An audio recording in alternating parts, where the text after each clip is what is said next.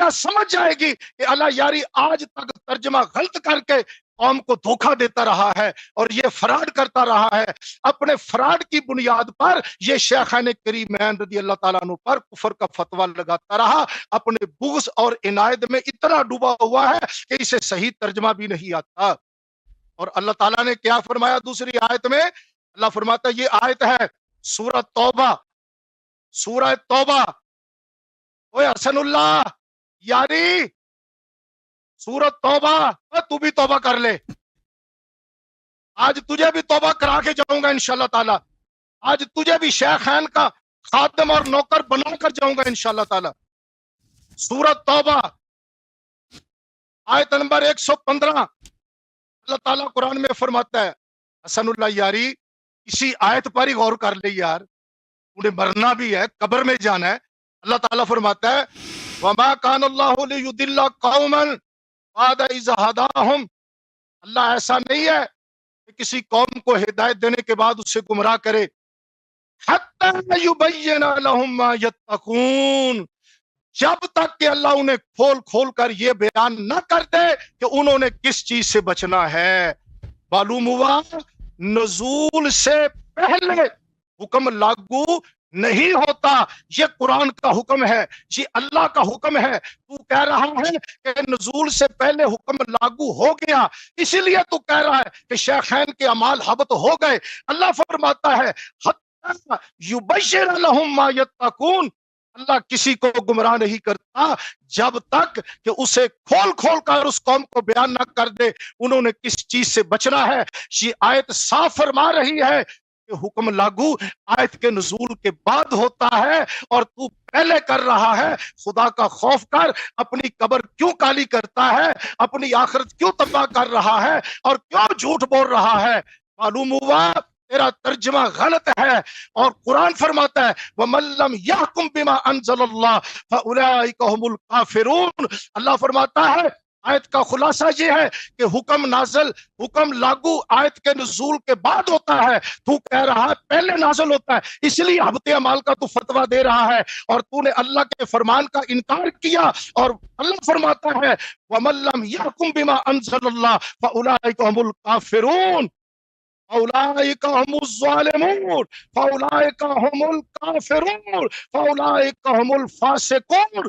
یہ فاسق، یہ ظالم، یہ کافر کا فتویٰ، یہ سارا اللہ یاری تیری طرف لوٹ گیا، تیری طرف لوٹ گیا. ٹائم ختم ہو گیا، تو نے اس آیت کا انکار کیا ہے. پھر یہ علامہ صاحب کہتے ہیں کہ آپ ترجمہ غلط کرتے ہیں، اور اس آیہ میں یہ ہے کہ کہیں ایسا نہ ہو کہ آپ کے عمل ضائع ہو جائیں. اب بات آپ کی صحیح ہے، آیہ یہی کہہ رہا ہے، آیہ یہی کہہ رہا ہے کہ آپ یہ عمل بجا نہ لائیں تاکہ آپ کے اعمال ضائع نہ ہو جائیں. بات یہ ہے میرے محترم ناظرین کہ اگر تو قرآن مجید ایک قاعدہ بتا رہا ہے آپ کو کہ اگر آپ یہ آواز بلند کریں گے تو آپ کے اعمال حبط ہو جائیں گے. تو لازمی بات ہے جو شخص نے آواز بلند کی ہے اس کے اعمال حبط ہو گئے. ہم یہی تو بار بار کہہ رہے ہیں نا. اگر قرآن مجید کہتا ہے کہ ان الذین یاکلون اموال الیتامی انما یاکلون فی بطونہم نارا، جو لوگ یتیم کا مال کھاتے ہیں وہ اپنے ان کے پیٹ میں جہنم کی آگ ہے. تو اگر کسی شخص نے یتیم کا مال ظلم کے ساتھ، غصب کے ساتھ کھایا تو اس کے پیٹ میں جہنم کی آگ ہے نا، ٹھیک ہے نا. اور بالخصوص اگر کوئی شخص اس کا سبب نزول بھی وہی ہو، اگر ابو بکر عمر کے متعلق سبب نزول ہے تو بالخصوص اس کو تو بطریق اولا شامل ہوگا. ملاحظہ فرمائیے قرآن مجید سورہ مبارکہ بقرہ میں یسألونک عن الشہر الحرام قتال فیہ، آپ سے پوچھتے ہیں کہ ماہ حرام میں، محرم وغیرہ میں، ذی الحجہ میں قتال کریں، اس کا کیا حکم ہے؟ قل قتال فیہ کبیر، ان کو بتا دیجئے کہ محرم میں، ذی الحجہ میں، ذی القعدہ میں، اس میں قتال کرنا جو ہے یہ گناہ کبیرہ ہے، گناہ کبیرہ. اب اگر کوئی شخص کرے نا یہ کام، اس نے گناہ کبیرہ کا ارتکاب کیا ہے، اس میں تو کوئی شک ہی نہیں ہے، ٹھیک ہے نا. اب اگر کسی شخص کے اس کے سبب میں نازل ہوا ہے تو وہ لازمی بات ہے اس شخص کو گھیر لے گا. تو میرے محترم ناظرین، اب یہ ان کے پاس کوئی دفاع نہیں ہے. دیکھیں ابو بکر عمر نے آواز بلند کی ہے، یہ سبب اذیت رسول صلی اللہ علیہ وسلم ہے، بے احترامی ہے، بے احترامی. بھائی ہفتے اعمال کی آیت کو چھوڑیں، ہفتے اعمال کی آیت کو چھوڑ دیں، یہ سب بے احترامی رسول اللہ صلی اللہ علیہ وسلم ہے. کیا آپ اس بات کا انکار کرتے ہیں کہ بے احترامی رسول صلی اللہ علیہ وسلم کفر ہے، ارتداد ہے؟ ان کے دربار میں انہوں نے جھگڑا کیا باعث اذیت رسول صلی اللہ علیہ وسلم. ایک منٹ کے لیے ہم ہفتے اعمال کو چھوڑ دیتے ہیں بھائی. آپ کہتے ہیں کہ ہفتے اعمال ان کو پتہ نہیں تھا کہ اعمال ہفت ہو جاتے ہیں. اور بھائی یہ تو پتہ تھا کہ نبی ہے نا, نبی کا احترام ہوتا ہے, یہ تو پتہ تھا. اور بے احترامی نبی صلی اللہ علیہ وسلم کفر کی دلیل ہے, یہ تو آپ کو پتہ ہے. انہوں نے بے احترامی کے کفر کی دلیل ہے, انہوں نے بے احترامی کی اذیت کی ہے. یہ وہ ان الذین یؤذون اللہ ورسولہ لعنہم اللہ فی الدنیا والآخرہ آیت لاگو ہوتا ہے, ٹھیک ہے نا. انہوں نے تحکیم نہیں کیا نبی, انہوں نے آپس میں جھگڑا کیا, رسول اللہ صلی اللہ علیہ وسلم کو حکم نہیں بنایا. اللہ قسم کا کہتا ہے کہ ایسا شخص مسلمان نہیں ہو سکتا. یہ خود دیکھ کر کسی سے بات کر رہا ہے اور میرے بات کا جواب نہیں دے گا, اشکالات کا جواب نہیں دے گا. اب آتے ہیں اس بات کی طرف کہ بھائی ان کو پتہ تھا یا نہیں تھا کہ یہ حرمت رفع الصوت, دیکھیں حرمت رفع الصوت ان کو پتہ تھا یا پتہ نہیں تھا. میرے محترم ناظرین, حدیبیہ کے سال کو واقع ہوا ہے. حدیبیہ ہوا ہے سنہ کس سال کو؟ حدیبیہ ہوا ہے سنہ 5 یا 6 ہجری کو. یہ کتاب صحیح بخاری چاپ دار احیاء تراث العربی, یہ کتاب الشروط حدیث نمبر 2732 ہے. یہ حدیبیہ کے مقام پر عروہ ابن مسعود رسول اللہ صلی اللہ علیہ وسلم سے ملاقات ہوتی ہے, واپس کفار مکہ کے پاس جاتے ہیں, کہتے ہیں رسول اللہ صلی اللہ علیہ وسلم کی صحابہ بڑی عزت کرتے ہیں. خفضوا اصواتهم عنده, ان کی وہ کیسے ہوتا ہے کہ ان کی آواز دھیمی رکھتے ہیں ان کے سامنے, ٹھیک ہے نا. ملاحظہ کریں میرے محترم ناظرین, یہ کتاب المغازی للواقدی اسی جزء ثانی یہاں پر حدیبیہ کے مقام پر ام عمارہ سے روایت کرتے ہیں کہ میں نے دیکھا کہ وہاں پہ رسول پاک صلی اللہ علیہ وسلم بیٹھے ہیں. رسول اللہ صلی اللہ علیہ وسلم کے سر پہ 2 صحابی تھے, وہ سلاح کے ساتھ ان کے پیچھے کھڑے تھے. تو کفار کی جانب سے سہیل ابن عمر آئے تھے, بلے رفع صوتہ, اس نے اپنی آواز بلند کی. جو ہی اس نے آواز بلند کی, قال اخفض من صوتک عند رسول اللہ صلی اللہ علیہ وسلم. جو ہی کافروں کا الچی, مشرکین کا الچی آواز بلند کی, اس نے چیخنے کی کوشش کی. 2 صحابی ساتھ کھڑے تھے, اس پہ انہوں نے انکار کیا. اس کی مذہب آواز نیچے رکھو, آواز دھیمی رکھو ادھر پیغمبر صلی اللہ علیہ وسلم کے سامنے, ٹھیک ہے نا. تو آواز دھیمی رکھوا ہے. آپ کہتے ہیں ان کو پتہ نہیں تھا. جی یہ سنہ 5-6 ہجری کا واقعہ ہے. ثابت ابن قیس ابن شماس, وہ جو مسلم کی احادیث سب اجماعی ہیں جس سے آپ انکار کرنے لگے ہیں, وہ اس میں تو یہی تو ہے نا میرے بھائی. ثابت ابن قیس, دیکھیں ثابت ابن قیس جو تھا وہ قدرتی طور پہ اس جہیر الصوت تھا. یہ کتاب ہے جزء اول, وہ چلاتا نہیں تھا, اس کی آواز ویسے ہی موٹی تھی. ثابت ابن قیس کان جہیر الصوت. ملاحظہ کریں مستدرک علی الصحیحین میں روایت ہے جزء ثانی یہاں پر حدیث نمبر 5103 بلکہ جزء ثالث ہے.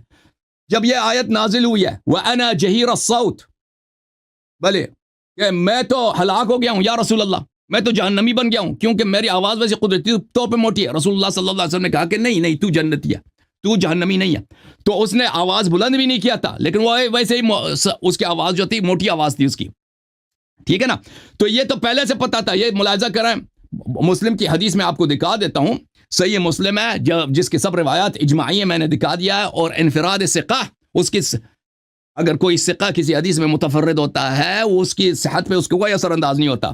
صحیح مسلم میں ملاحظہ کریں, یہ سعد ابن معاذ کے حیات میں, سعد ابن معاذ کی وفات کب ہے؟ سب معاذ سنہ 5 ہجری کا غزوہ احزاب میں, ٹھیک ہے نا.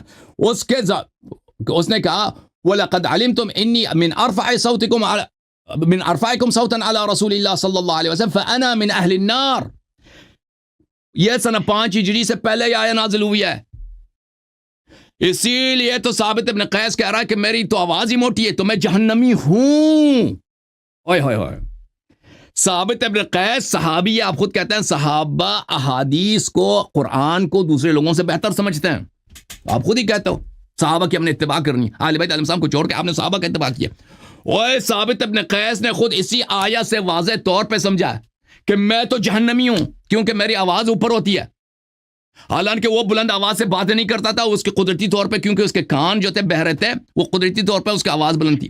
تو پر آپ نے جو میرے محترم استاد نے غلام مصطفیٰ نوری صاحب نے جو عذر لایا شیخین کی جانب سے کہ پہلے سے ان کو پتہ نہیں تھا, ابھی حکم آیا ہے, پہلے ان کو پتہ نہیں تھا, ٹھیک ہے نا.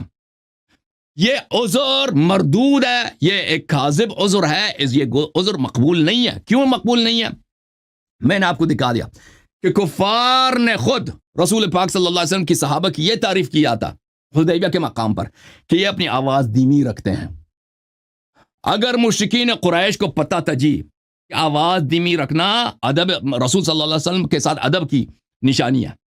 ابو بکر عمر کو سنہ 9 تک نہیں پتا چلا, مشرکین کو پتا چلا, شیخین کو سنہ آخر تک, پیغمبر صلی اللہ علیہ وسلم کی وفات سے پہلے تک نہیں پتا چلا. اور بھائی مجھے بتائیں یہ کیسے مسلمانوں کا امام ہو سکتے ہیں جو اتنی سی بات کو نہیں جانتے بھائی, ٹھیک ہے نا. اور یہ آیت تو پہلے بھی ایک دفعہ نازل ہوا تھا ثابت ابن قیس کے معاملے میں. اچھا تو پتہ یہ چلا میرے محترم ناظرین کہ یہ کہنا ان کا کہ ان کو پتہ نہیں تھا یہ باطل ہے. پھر اللہ نے جب کہہ دیا وانتم لا تشعرون تحبط اعمالکم وانتم لا, آپ کے اعمال حبط ہو جائیں گے اور آپ کو پتہ بھی نہیں ہوگا. تو یہ کہنا کہ ان کو پتہ نہیں تھا, یہ خود قرآن کہہ رہا ہے کہ یہ عذر مقبول نہیں ہے جی. پھر قرآن مجید بتا رہا ہے کہ پتہ تھا جی, پتہ تھا.